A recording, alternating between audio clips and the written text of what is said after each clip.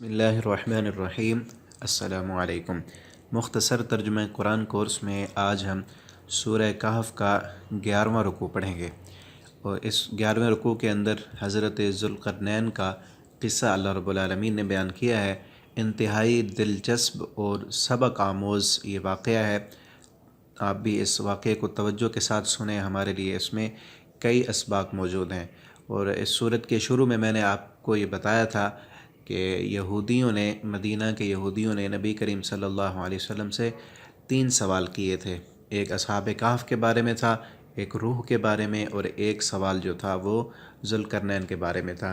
तो यहाँ इस जो है ना, इस रुकू से अल्लाह रब्बुल आलमीन उनके उस सवाल का जवाब दे रहे हैं ज़ुल्क़रनैन का।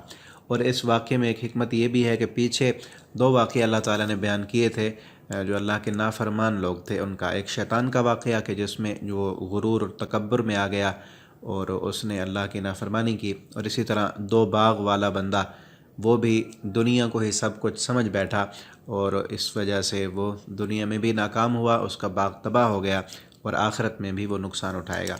और उसके साथ ही अल्लाह रब्बुल आलमीन ने अपने 2 बंदों का वाक़या बयान किया। पीछे कल के सबक में हमने पढ़ा था हज़रत ख़िज़र अलैहिस्सलाम और मूसा अलैहिस्सलाम का वाक़या कि अल्लाह रब्बुल आलमीन ने उनको कितना इल्म दिया था, उसके बावजूद भी वो उस इल्म में आकर मुतकब्बिर नहीं बने बल्कि अल्लाह के फर्मा बरदार ही रहे। और साथ अल्लाह रब्बुल आलमीन ने ये ज़ुल्क़रनैन का वाक़या बयान किया कि हमने उसे कितनी बड़ी सल्तनत, हुकूमत, इख्तियार और वसाइल अता किए थे, लेकिन उसके बावजूद भी वो किस कदर हमारे फर्मा बरदार बंदे थे। तो आइए पढ़ते हैं आज का सबक और देखते हैं हमारे लिए इसमें क्या नसीहतें हैं। अल्लाह रब्बुल आलमीन हमें उन पर अमल की तौफ़ीक दें। अऊज़ु बिल्लाहि मिनश शैतानिर रजीम। वयसअलूनका, और वो सवाल करते हैं आपसे, अन ज़िल क़रनैन के बारे में। कर्न जो है वो ज़माने को भी कहते हैं, एक वक्त ज़माना उसको कर्न कहते हैं, और क़रनैन जो है इसका माना 2, और कर्न जो है वो सींग को भी कहते हैं, सींग जो जानवर के सर पे होता है। तो ये ज़ुल्क़रनैन उनका लक़ब था और उनका नाम जो है, इस बादशाह का नाम अल्लाह रब्बुल आलमीन ने पूरी दुनिया की बादशाही दी थी। तो नाम अहादीस में या तफासिर में नहीं है।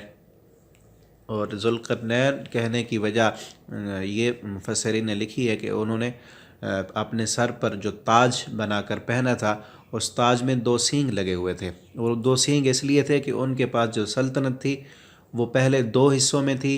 उन्होंने उस सल्तनत को फ़तह किया तो दोनों सल्तनतों के एक ही हुक्मरान बन गए। तो 2 सींग उन्होंने अपने ताज पर लगाए ताकि इससे मालूम हो कि 2 बड़ी सल्तनतों के ये हुक्मरान हैं। और कुल, आप इनसे कह दें, सअतलू, अनकरीब हम पढ़ेंगे। तला यतलू का माना होता है तिलावत करना। अनकरीब हम तिलावत करेंगे, अलैकुम, उन पर, मिन हो, उससे, उस ज़ुल्क़रनैन से, ज़िक्रा, कुछ बातें, कुछ ज़िक्र हम अनकरीब आपको उसके बारे में बताने वाले हैं। और वो क्या है ज़िक्र? इन्ना, अल्लाह ताला फरमाते हैं बेशक हमने, मक्कन्ना, हमने जगह दी। मक्काना, मक्किनो का माना होता है किसी को जगह देना, ठिकाना देना। और इस जगह से मुराद बहुत बड़ी जगह, बहुत बड़ी सल्तनत और बहुत बड़ी बादशाहत, इख्तियार। अल्लाह ताला फरमाते हैं हमने उसे बहुत बड़ा इख्तियार दिया, इख्तियार दिया, सल्तनत और ताकत अता की। लहू, उसको, फिल अर्ज़, ज़मीन में, व आतईना हो, और दिया हमने उसको, मिन कुल्ले, हर, मिन का माना से और कुल्ले हर, शैइन चीज़, हर चीज़ से, सबबा, सबब, साजो सामान, इख्तियार, हर चीज़ से हमने उसको बादशाहत भी दी और साजो सामान भी अता किया। फ़ौजी क़ुव्वतें भी दी और असलहा भी दिया, और दुनियावी इक़्तिदार, सामान, जो चीज़ भी चाहिए थी हमने उसे उस दौर की आला तरीन जो है वो फ़ौज दी, आला तरीन असलहा दिया, सब कुछ हमने अता किया। फ़अतबअ, पस वो चला, सबबा, राह पर, उस साजो सामान को उसने इख्तियार किया और अल्लाह के रास्ते में उसने इस्लामी सल्तनत को बढ़ाने के लिए जो है फ़ौजें तैयार की और एक मुहिम के लिए वो चल पड़ा। और हत्ता यहाँ तक के, और ये वाक़या जो है ना, ये हज़रत ईसा अलैहिस्सलाम की आमद से भी क़बल का वाक़या है। और उस वक्त अल्लाह रब्बुल आलमीन ने इनको बादशाहत दी थी और ये मुसलमान हुक्मरान थे। اور بعض نے یہ بھی کہا ہے کہ یہ پیغمبر تھے، لیکن زیادہ راجح جو موقف ہے وہ یہی ہے کہ یہ بادشاہ تھے بلکہ پیغمبر نہیں تھے، اور اللہ رب العالمین نے انہیں سلطنت اور حکومت دی تھی اور اختیار دیا تھا، فوجیں دی تھیں، جس وجہ سے انہوں نے بہت سارے علاقے فتح کیے۔ انہیں کا ذکر ہے حتیٰ یہاں تک کہ اذا جب بلغا وہ پہنچے مغرب الشمس، سورج مغرب کہتے ہیں سورج کے غروب ہونے کی جگہ، اس مقام، وہ مقام جہاں پر سورج غروب ہوتا ہے وہاں پر پہنچ گئے۔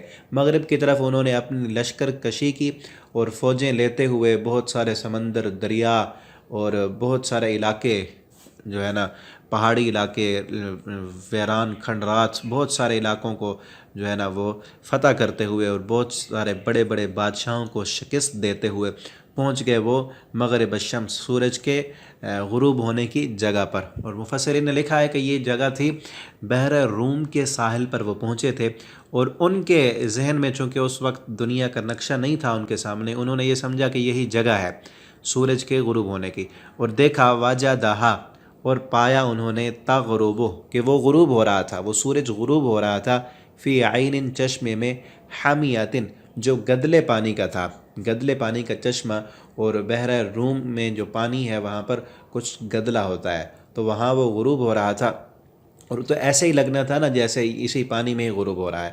وجدا، اور پایا، عندہا، وہاں اس کے پاس، اس جگہ پر انہوں نے قوماً، ایسی قوم کو جو وہاں رہ رہی تھی اس سمندر کے ساحل پر۔